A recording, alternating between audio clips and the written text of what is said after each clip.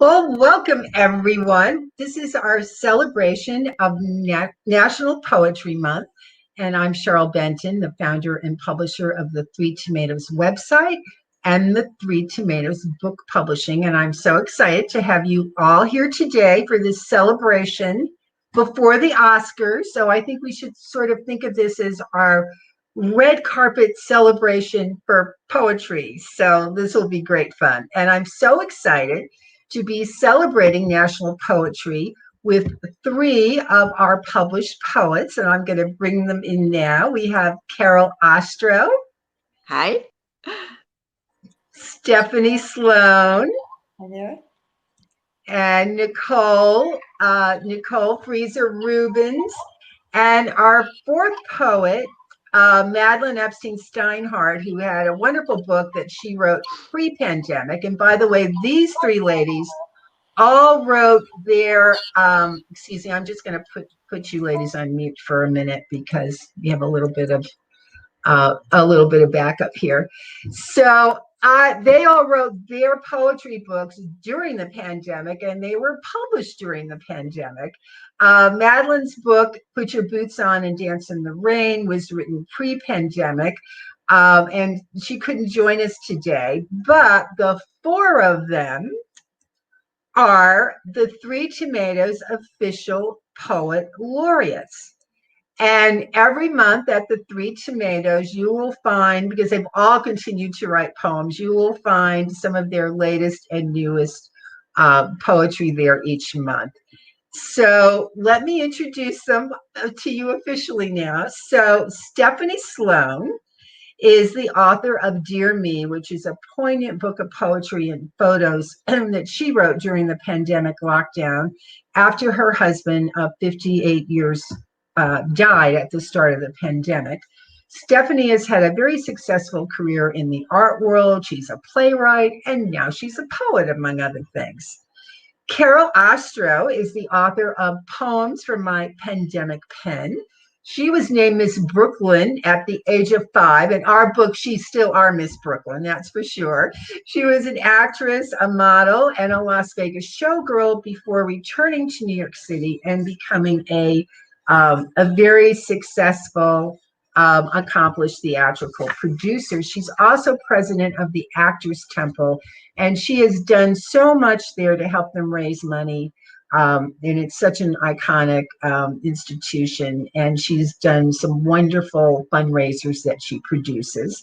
And she started writing poetry during the pandemic, really to kind of keep herself sane and to keep her friends entertained. And we were so happy that that turned into a wonderful book. Nicole Freezer Rubens has been writing poetry since she was a little girl. And her book, The Long Pause and the Short Breath, is poems and also photos that were written and taken during the lockdown phase of the pandemic. And it really is a love story to New York City. Nicole has worked in the art world, and these days she has her own boutique interior design firm. She loves taking photos of New York City. She's a really wonderful photographer, and we made her our official roving photographer at the Three Tomatoes. And every Saturday at in our New York City Three Tomatoes newsletter, you will find some of her stunning photos as she travels all around the city. So we're going to have a really fun conversation today, and we're also going to hear some of their latest poems. But before we get to that, let's talk a little bit about the role of poetry in our society, because as we all know, poetry has soothed souls for literally centuries, but it does have its moments of gaining popularity and waning popularity. But right now, poetry is actually having a resurgence. Some are actually even calling it a renaissance. And we have more people writing poetry, more people reading poetry. As some people have said, after times of difficulty like the world has gone through, people really turn to poetry. And I think a lot of that is what's happening right now. And we've all been so impressed with Amanda Gorman. She was the beautiful youngest poet in inaugural history to present at a president's inauguration. And then there are other wonderful young poets like Rupi Kaur, who is published several best-selling books of poetry. And they are both helping to make poetry really cool for a much younger audience, which I'm very happy to hear. And I know we all are here today. And then there's been the growing popularity on Instagram. So it's really becoming a mainstream part of our culture again. So now I have a question. So all of you who are on Facebook, or if you're on YouTube, you can pop this into the comments. How many of you know who the poet laureate is of the United States? If you know that, leave a little comment. And I'm gonna confess that before we were planning this event, I didn't know the answer to this, but she is the brilliant Joy Harjo. And she was recently appointed for her third year-long term as Poet Laureate of the United States. And she is the first Native American to hold this honor. She is an incredibly impressive woman. If you don't know about her, you don't know her poetry, you must learn more. She recently said, we need something to counter the hate speech, the divisiveness, and it's possible with poetry. She has a beautiful, fairly recent book of poems, a poetry book called An American Sunrise. And I just want to read that particular poem from the book, which is also titled An American Sunrise. 40 years later, and we still want justice. We are still America. We know of the rumors of our demise. We spit them out. They die soon. So anyway, we say hooray and hallelujah for poetry. And now I want to get to our poet laureates. And as I said earlier, what is so wonderful about each one of you is that you continue to write poetry. And I'm also very excited that each of you have had some wonderful things that happened after your books got published. And I'm going to start with Stephanie. So I will unmute you. And Stephanie, first of all, let's start with, you had this fabulous full-page review and feature in the New York Post about you and your poetry. So tell us how that happened and some of the other great things that are happening with you since you published your book. Well, it was actually you, Cheryl, who told me that I should send my book to some people. And one of those people was the book reviewer of the New York Post. And I didn't rush to send it. And I didn't send to everyone on that list either. Anyway, I did send to her after a while. And I didn't hear anything. And then, to my surprise, I got a phone call. Apparently, she had not been in her office where I had sent the book, and she had not been there for a long time because of the pandemic. When she finally did go to her office, she found my book, and she sat down and read it and was moved by it. She said she cried, and she phoned me and then interviewed me on the phone, and a couple of months later, there was this article, which I'm very excited about then and now. And it kind of told the story of how I moved because of the pandemic, because of my loss, moved to the Berkshires. And that's where I'm now. And that's where I've continued to write. So, and you've had some wonderful things happening there too, right? So tell us a little bit about that. One of the best things that has happened is that I kept writing poetry, and it was getting rather large, and I didn't know what to do with it. And someone suggested writing for a grant. So I did the grant application, and I got the grant. And now I am going to be doing a poem play, and the play will be live. And as of today, it will also be filmed. And so there are a lot of good things happening. That Very, very exciting. You deserve them all. I'm excited about them. Yeah. So now I'm going to move over to Carol Ostrow. So, Carol, you have many very talented friends, producing friends in the New York theater. And a couple of them actually came up with the idea of turning your poetry into little videos. And I'm going to play one of these because I think they have been just absolutely delightful. So we're going to watch one.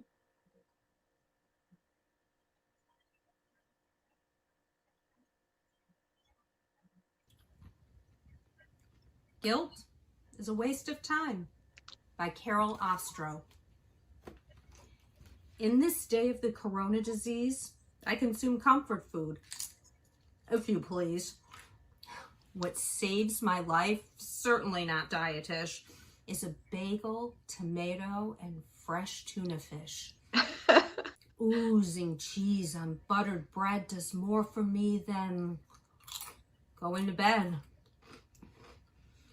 This reaction sure does play with my head. I hate the thought of what calories will do, but now, who cares? I'm not feeling blue. Martha's cookies called kitchen sink. Put me in a mood you'd call very pink.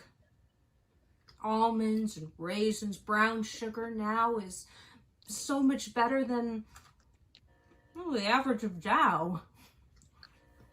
My hindquarters are about to grow in size, but wearing pajamas, I do realize that 2020 in my hindsight will be the time of terrible fright, but oh my Lord, I put up a fight. Never forget that weight can be lost, but mental health is worth the cost. Bring on the cake with a buttercream frost.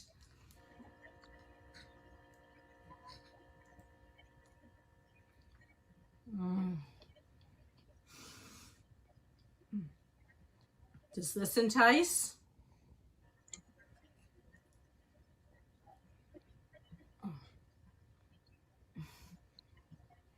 Will you share a slice?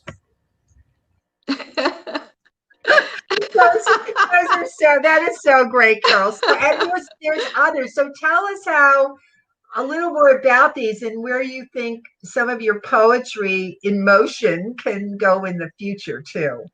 Well, what I'm trying to do, of course, is live through the pandemic like everybody else and just do it by keeping my sanity. And if I can find a little bit of fun in the horror, I will survive a little bit better. And that's what I try to do, make fun of myself. I mean, self-deprecating, certainly, not anybody else. And so there are a lot of poems about weight, about getting fat, about looking in the mirror and seeing not only my mother, but my grandmother and the gray hair. And all of it, I thought, and really it wasn't even my idea. It was my friend Shari Uppen who saw in it something for actors. And so she suggested that we put these videos up. And what I'd like to do, because they are fun, not only, they're not all fun, they are some serious, and I think they'd make very good monologues for actors when they're auditioning. Broadway, off-Broadway, it's all going to come back. And actors need new material, not just the old Broadway show. So maybe they'll use my poems. I'd like to do that. I'd also like to put some of my poetry to music and use them as lyrics to songs. So there's a whole future out there that I never in my life ever dreamed of. What fun.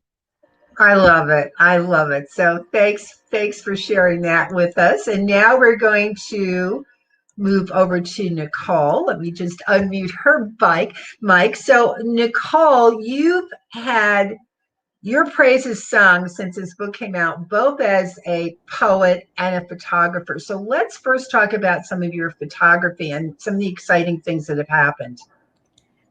So I was fortunate enough at the beginning of the pandemic to know through social media that certain institutions were asking posters to hashtag their posts ICP Concerned, COVID Stories NYC, and I continued to do this and was fortunate enough to be selected by the International Center of Photography and the Museum of the City of New York to be included in both of their COVID-related shows that opened as soon as they reopened.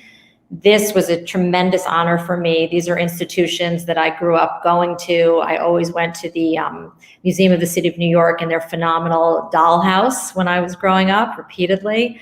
And International Center of Photography is where I took my very first photo class. So I was very happy about that. And I recently also had a photo that was selected by the Soho Photo Gallery for their national competition. It was one of 38 people selected. So that was, this is all new territory for me. And I couldn't be happier that something positive came out of the debacle of last year. And it's great. And your photography is really extraordinary. I mean, you see it through an artist's eye and you get shots that no one else sees. Thank you. And then in terms of the book, you've gotten some very high profile praise. For example, Katie Couric's Wake Up Call newsletter and also her website did a whole wonderful review and profile on your book. And then the Midwest Book Review said this is an inherently fascinating read from first page to last, an extraordinary and unreservedly recommended addition to library collections. That's pretty darn cool. And then you're all gonna love this one because you're all gonna know this person. And I'm just gonna play this video.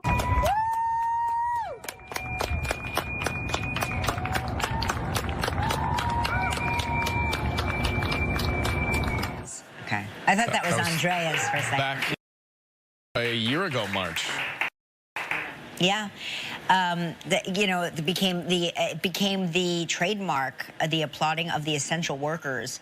My girlfriend has actually written a book of poetry. She was one of the featured families that you kept seeing over and over and over again on the nightly news. My girlfriend, Nicole Rubens, and her entire family, they would stand on their terrace and applaud because they lived across the street from St. Luke's Roosevelt. And it just became, her family became iconic to this. And it meant so much to people working around the clock. Yeah, it sure did. Well, so that's that's really great. So Nicole, tell us about the balcony, because your family did become pretty famous applauding out there. We live across the street from a hospital, and we have a teeny tiny little Juliet balcony. And obviously we were out there every night at 7 p.m. applauding the essential workers.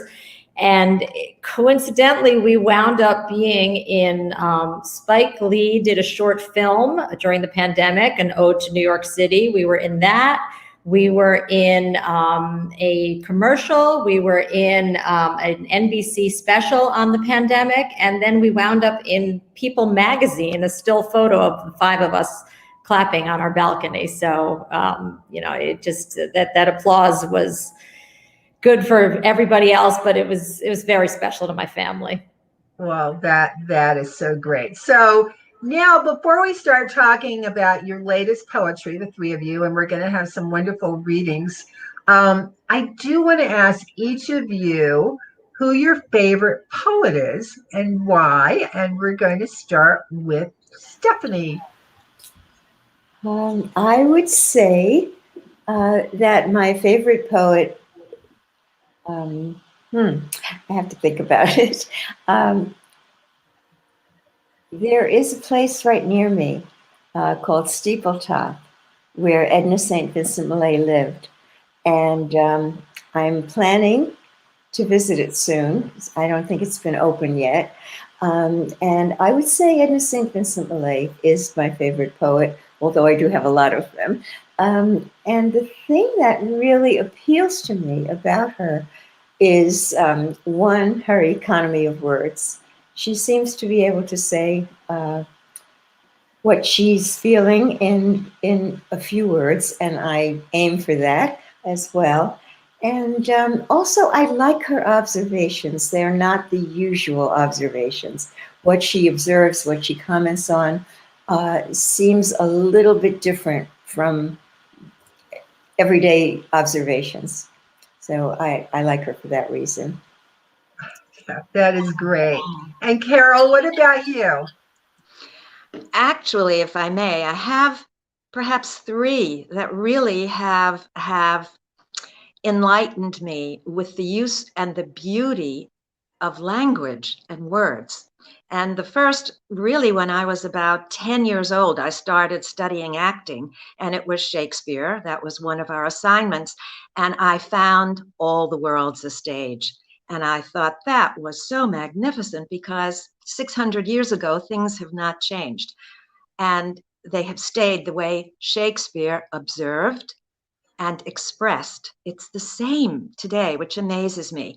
And then I fell in love with Robert Browning and how he expressed himself and the beauty in the world and the beauty of his words, and how he said, and when I found him, I wasn't old, but he said, "Grow along with me, the best is yet to be." And that really got me thinking how beautiful words can be. And the other, who is really my modern day favorite poet, is someone you wouldn't expect probably, is Stephen Sondheim. His lyrics are, in every sense of the word, pure poetry. When you listen to his songs in any of his shows, Gypsy, Follies, Company, each song is a story unto itself, and you almost don't need dialogue. You just have to listen to his songs, and each character is expressed through that. And they all have inspired me with the use of words. I only wish I could write as well as they, but I'm learning every day. Well, those are great choices. And let me unmute Nicole. Tell us your favorites. Oh, wait a minute, I didn't unmute I got you. it. Why not? I unmuted Oh, me. okay, we're good.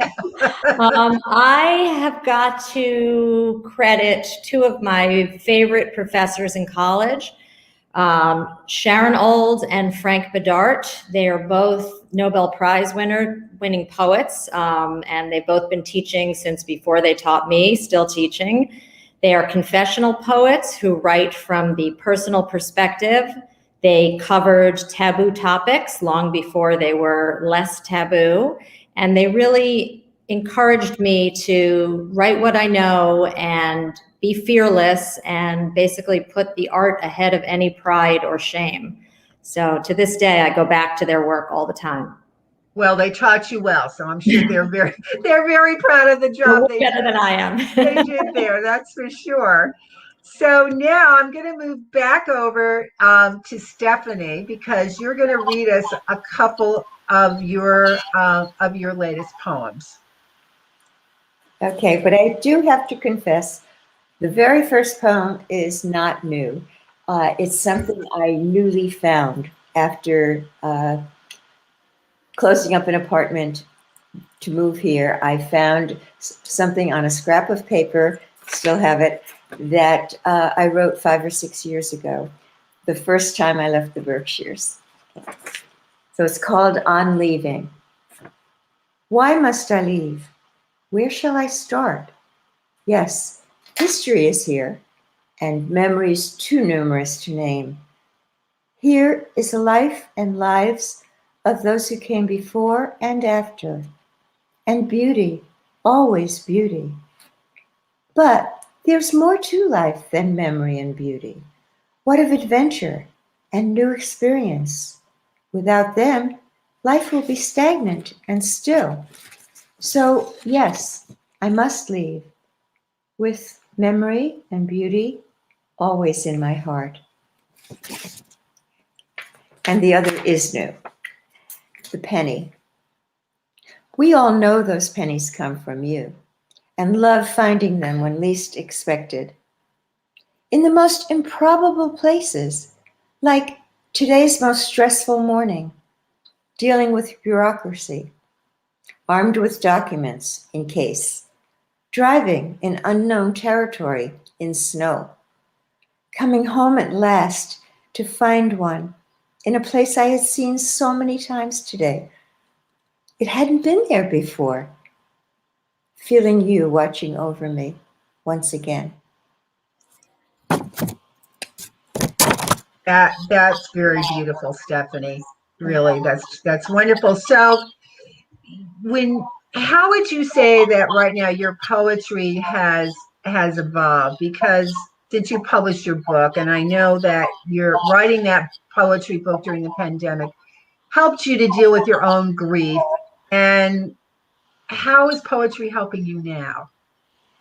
It's helping express all of the feelings that I'm feeling, as the book did at the time. I continue to write. Now I don't write every day. I write when something moves me, and I'm attempting to not only chronicle how I'm feeling in my new home, but what's going on around me, what's happening in the world, and kind of documenting all of that as well. Yeah, and you can hear that because your initial poems were more inward on your inward feelings, and now we see you Right. looking outwards, and Yeah. we can see and feel that evolution. And I wanted to mention something else too because it was interesting. Carol Ostrow had told us about a wonderful, very interesting new book coming out in May for all of you poetry lovers. And it's called Poetry RX: How Poetry Can Heal and Bring Joy into Your Life. And it's by a very renowned psychiatrist. His name is Norman Rosenthal, and he features 50 inspiring poems in the book and how they bring joy and how they move people. And in that is actually a poem by one of my favorite poets, who is Robert Frost, and he talks about stopping by the woods. And we were talking when we were getting together and putting this event together, we were talking about when we were kids, and I'm sure most of you joining us tonight, you probably remember that time in school when you first discovered poetry, when a teacher made you either memorize a poem or get up in front of the class and read a poem. And probably a lot of us still remember that first poem, and mine happened to be the Robert Frost one. And I hope they're still doing that with kids in school today, because I think that really taught a lot of us an appreciation and a love for poetry. So now I'm going to move over to Carol. And Carol, you went from being someone who really only started writing poetry during the pandemic, and now you can't stop. So I am what compelled. has poetry done for you in your life, and how do you think your poems are evolving? And then you can read a couple of your new poems for us. Poetry has done a great deal for me. It really has, because stuck here in my apartment, not seeing anyone, not being touched, not being talked to in person, and not producing show. And I love bringing beauty into the world. And how was I going to survive? I had my two little pussy cats, and I could hug and kiss them, and that was a wonderful thing and kept me sane. But poetry really helped me to be in the moment and to not take life so seriously, even though that deadly pandemic was outside my window, waiting to kill me and everybody else. And somehow, by expressing myself through the poetry, rather than just being stuck on Hulu and Netflix, whereas I was obsessed with producing and show business and going to the opera and the ballet. But this really somehow reached inside of me where I could bubble up and express my feelings and share them with my friends. And that became my lifesaver. And I'm so grateful to the poets in this world. I can't compare myself to any of them, nor to the other beautiful women that I'm sharing the screen with today. They are sensational. I didn't try to be different. I didn't try to capture a style. It's all my own. And it's what I want to share, my innermost fears, and also what I think is funny. And miraculously enough, my friends thought it was funny too, and they encouraged me and said, Carol, you must get this published. And I thought, really? You mean someone else is laughing besides me? And they said, yes. So it's been a ride. It's been a thrill, and now I'm enjoying it even more because I'm not compelled to write. I'm inspired by writing and inspired by those around me. So there is a difference, and I think I've evolved. I hope I've evolved. I hope that by continuing to write, I will capture more of what I wish to express. Does that answer your question?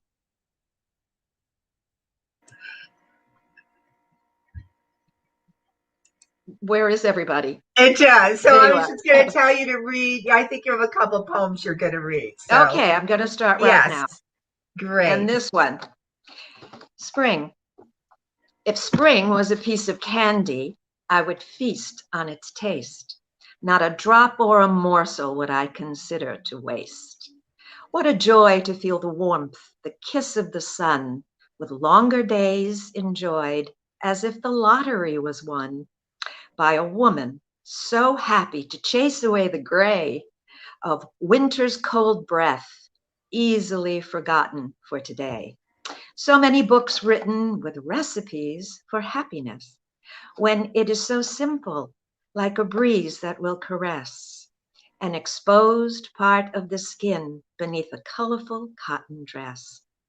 The longed for seasons change, the azaleas in bloom, the entire world looking up instead of an hour on Zoom. The thought of nature coming alive, bursting out of a cocoon. These are just some of the ingredients to use to come out of our shells into our lives to diffuse a shocking, out of control year we've all lived through, with vaccines, Broadway, culture to resume. Grab it, enjoy it, fully consume every single minute as a gift you may assume will serve you well as that yearned for dessert. And go with a mask to that fabulous concert. You deserve all there is to give and to get. Please remember, never ever forget, life must be lived without a single regret. Well, at least for today. That is so beautiful. I love that poem, and Thank I you. love the hope that it expresses. So, Nicole, let me move over to you again, and I will unmute you. Your poetry and photos in your book really captured the essence of New York City and what we were all going through. But even in those darkest days of lockdown, you still managed to find moments of beauty and hope, and which was something I really appreciated when I read and saw everything that you have done. And your photos and poems today still keep, to a large part, New York City as its theme. You are like, it's such a continuing love story to New York. So, and your book of poems during the pandemic, you actually stopped writing those on the last day of the lockdown. So tell us now how your poetry has evolved from those dark days. I would say that during lockdown, I had to write. I found that it was a means of crisis control. It was a coping mechanism.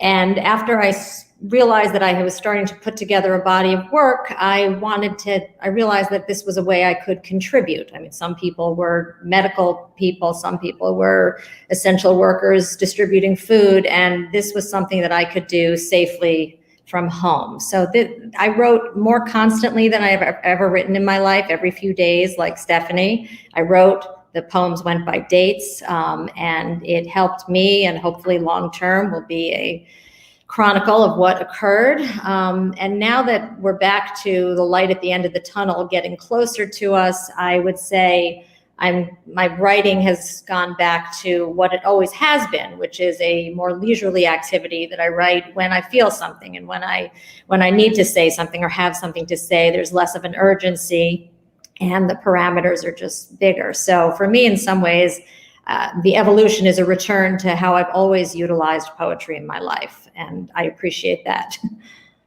Yeah, well, I love it. And you said something so important too, that, and each one of you did this with your books that you wrote through the pandemic. You really have left something that I think is going to be very important when we look back on it, and we look back on it historically, and people are going to be looking at what happened during this time, and each of your books that you wrote during this time frame, I think, are going to be an important part of that history. So moving past that, I know you have one of your wonderful new poems you're going to share with us now, right? Okay. So this is one of the first poems I wrote after the pandemic that has an actual title and not a date for a title. It's from September. It's called My Desk is a Chaise. Back in the early 80s, my mother and stepfather bought this curvy, armless cloud and placed it in their bedroom facing their Sony Trinitron color TV. It was my mother's favorite spot. It was her boat, and on it she sailed everywhere the primetime lineup, Financial News Network, or her paperback would take her. Later, in another apartment where she was widowed, this daybed propped her up and supported her, repaired her frozen shoulder and her essence. The programming and the publishing were only getting better, with more and more channels sprouting through the cable box to bolster her up. The original fabric finally gave all it could, and she decided to recover it. I do not remember precisely what the old material looked like. It may have been a paisley. She knew exactly what she wanted, a printed velvet, soft but durable. She took me with her to the D&D building. We could go in as trade, as my stepfather's architectural LLC lived on briefly after his demise.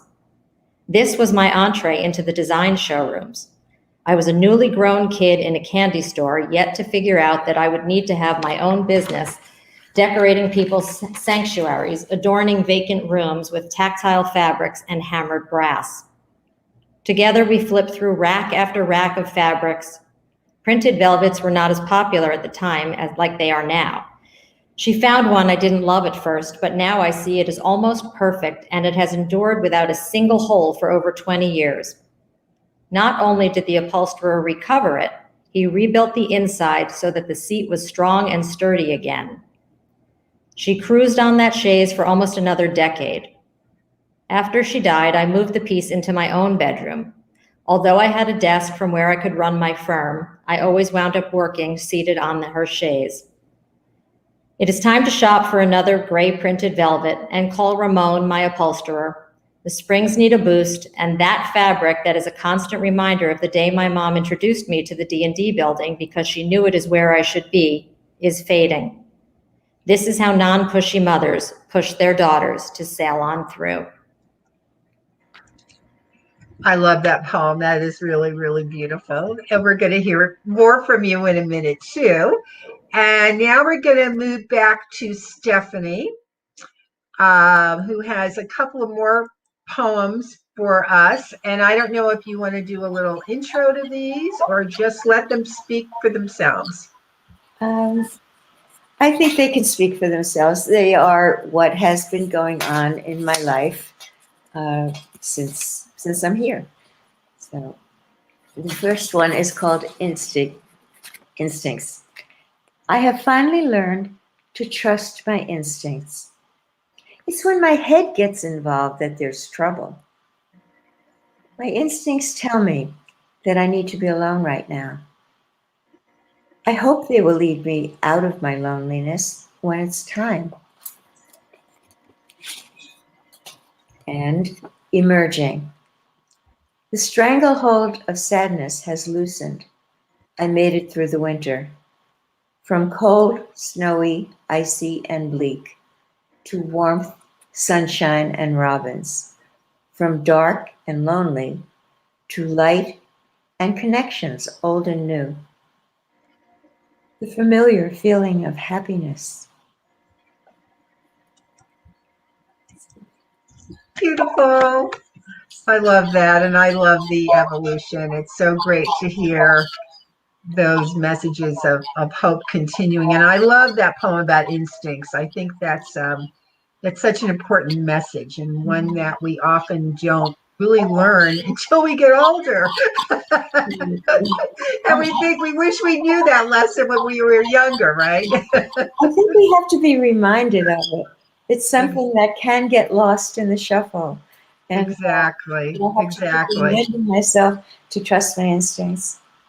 Great They message. usually are good. That they're what brought me here, and that has been a good thing for me. Absolutely. So now we're going to move back to Carol. And Carol, you have a another poem that you're going to read for us. Do you want to intro it or just Well, speak to it? I'll intro it a little. Excuse me. I seem to be obsessed with getting fat. So this one is, you have to live your life to the fullest. Why, oh why are my pants fitting so tight? I woke up this morning feeling ever so slight, not having eaten a thing late last night. Why, I even denied myself that cheesecake delight. Not a morsel, not a taste, not a single bite for dessert. After so little that I consumed at the table, I tell you it's enough to make me unstable. Do I have to consider running from midnight to noon? Or pedal my bike halfway to the moon to use up calories that I barely consume? Well, yes, I'm afraid that is the truth of food and the way it is used, but please do not brood. So, in fact, just look at it this way. I promise you won't have to groan to display your body in a mirror. Turn only halfway. For heaven's sake, you've lived this long. Remember, a starving bird sings no song. Go ahead, indulge. Don't be so strong. You can eat without feeling terribly wrong. Take it from me, what I've learned this fall, just get a new pair of pants, slightly bigger, that's all. Well, that's a message I'm sure a lot of people listening to that are really laughing and relating to right now. I think our relationship with food, all of us, in the last several months definitely changed, and it certainly was something that brought us a lot of us comfort and joy too, which food should do. So thank you. We'll just buy a bigger pair of pants and still look fabulous. So problem solved. Exactly. So now, Nicole, we're going to move back to Nicole, and I know you have another poem too. I do. So I kind of went back to titling my work with dates, because I still feel that until this pandemic's over, I want to record what's going on in the world. So this is January 14th, 2021. Last night we had a girls' night out dinner. It was the first time in a year that 7 out of 8 of us gathered together outdoors in the cold suburban January night air, forming a ring of old friends spread out around an imperfectly elegant campfire. We were our own holiday wreath, adorned in winter boots and Pottery Barn faux fur blankets, kept up a bit longer than usual this year. No propane, no on-off switch, simply logs and twigs working hard to keep us warm. Those of us anchored to the city took Metro North to the reunion, chatting on the empty-ish train through double masks. I had not been on a commuter rail yet during the pandemic. I wish the sunset over the Hudson had been a little bit more dramatic. While the House voted to impeach again, we fanned the crackling tangerine flames and ate cold margarita pizza and greasy garlic knots. We discussed the challenge of getting our parents vaccinated. I was not cold at all. The sound of the small but mighty blaze and the distinct smell of smoke followed me home in every fiber. These friends of mine are in there too, and always will be. My hair still smells like s'mores, and I do not want to wash that away.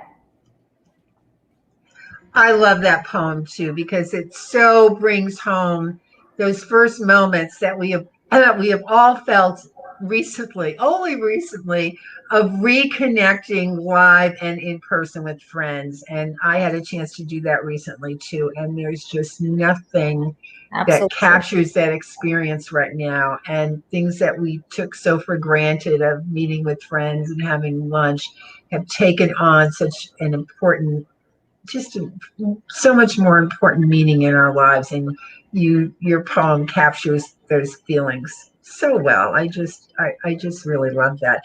And I know we do have time for one more poem for each of you. Well, Stephanie, you can do two because you write brief poems. And but I do also want to say that this is another exciting thing that's happening for our poets.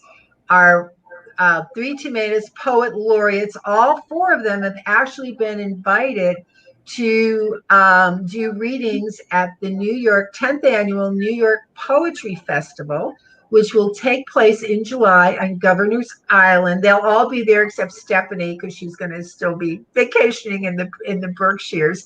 But Carol Ostrow will be there, Nicole Rubens will be there, and Madeline Epstein Steinhardt will be there, and she actually helped create that opportunity for us. So that is actually going to be a fun event. And as soon as we know the exact day and time slot, we'll let all of our poetry loving friends know, and we hope you'll join us on Governor's Island.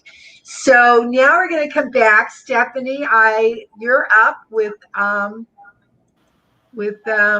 couple of more poems. Okay. Once again, the dates are important, so I'll read them along with the poems. The first one is February 14th, 2021. The question. An online author asks the question, what needs to be said? Words form slowly. Words not previously spoken, nor considered, not even thought. I don't want to be alone. February 22nd, 2021. The universe.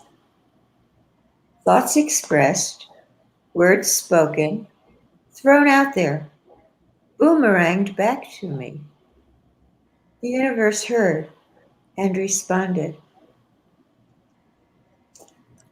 And you look like the proverbial mouse, called cat that swallowed the mouse. Yeah, I don't want to. I'm sure there's more poems coming on that topic. There are. The funny thing about those is that they were not written. They were written a week apart, and other poems came in between. But I kind of like the way they bookend each other. Yes, they do. Yes, they do. And they leave a little mystery there. We want to hear more of that story and your poetry to come. I'm sure you will. And Nicole, we're gonna move back to you for one last poem. Okay.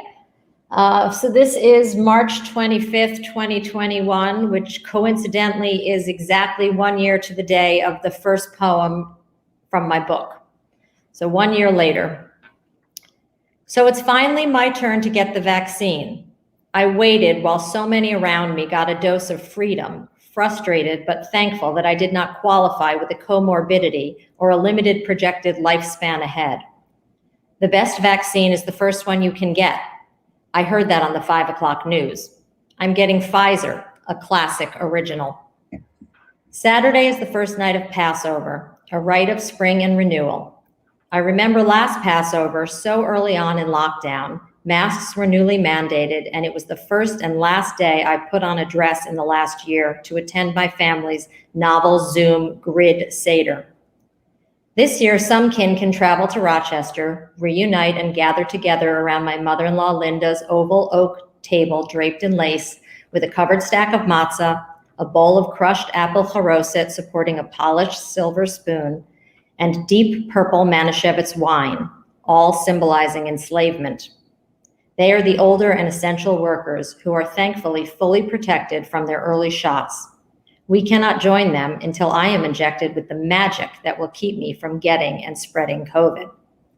I bought our matzah and the gluten-free matzah for Lexi, And then over 50 opened up, and I got my vaccine appointment for Saturday at the Javits Center at 6:30 p.m., smack in the middle of the Seder. The National Guard will guide me through the glass complex on the Hudson River. We will reschedule the festivity of the miracle of the enslaved Israelites escaping bondage by walking through imposing walls of water in the Red Sea. Elijah will wait outside our door this year until I get home with a Band-Aid on my arm and my souvenir paper vaccine card. I will celebrate the miracle of modern science by rolling up my sleeve in a convention center. Hallelujah. That's probably the best poem ever written about vaccines. Which just shows poetry comes from everything and everywhere. I love that. Thank you so much, Nicole.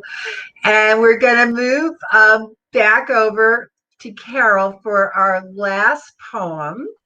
And I actually asked her to read hers last, and I think you'll see why when you hear it. Thank you so much. It's titled, I See Changes. Was the year 2020 the best or the worst? Did it turn into a blessing, or were we severely cursed? These are our questions in retrospect. Whatever the answers, we must respect, as so many have suffered with disease and pain. From this reality, there must be some hope to gain. I would like to repeat an old song's refrain.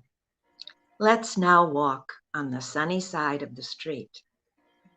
We came through this horror, braver and strong. We will not judge the choices, right or wrong, that we had to make to survive. There was a short time I could barely revive from the sad news, the politics all day long, feeling as though I did not belong in this terrified, upside-down country I call home, where many lived and suffered entirely alone. Then today, I saw a sign of spring in the air. The breeze was gentle. The day felt warm and fair. Even had a good morning with my freshly washed hair. I almost felt that I would not care if I did something forbidden and could actually dare to eat inside a restaurant, my mask placed on a chair. These days of fear will be over soon. Life will surely be back to resume. But what lessons have we learned that are not to be lost? These very lessons came with a too high cost to be forgotten by next winter's inevitable frost. Remember, continue to love, to be generous and kind, to give our time and never be blind to the fact that life has twists that will be turned into events you never thought you were owed or earned. You get what you get, something definitely learned. The lesson here, I want that candle completely burned. This is the beginning of the end. Well done. That's such a great message to end on. Thank you so much, Thank you. Carol. Thank you, Nicole. Thank you, Stephanie. Maddie's at a wedding. Hopefully she'll listen. We missed you here tonight. But I just want to say how special each one of you are. Really, you're really special to me. But the fact that you're sharing your incredible energy and your innate goodness and your talent, and you're just helping all of us right now. So thank you. And thank you to all of you who joined us today, which kind of turned out to be a beautiful Sunday afternoon. So I think a lot of people probably are out and about, but they're going to be able to watch this because it's recorded and they can watch it whenever they want. And here's to poetry, long live poetry, poetry lovers everywhere. So thank you all. so much for joining us Oh. today for celebrating National Poetry Month.